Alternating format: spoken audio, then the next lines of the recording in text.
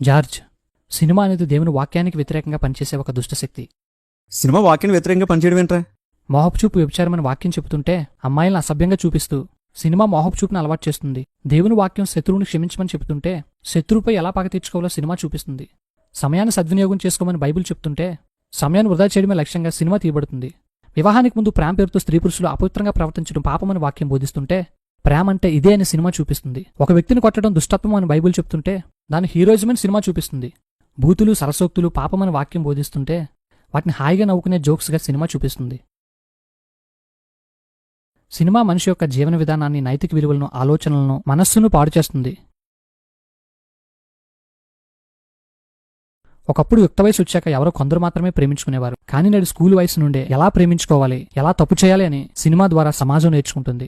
యవనస్తులు లవ్ పేరుతో వ్యభిచారం చేస్తున్నారు. అమ్మాయిలైతే సిగ్గు లేకుండా అసభ్యమైన వస్త్రాలు ధరిస్తున్నారు.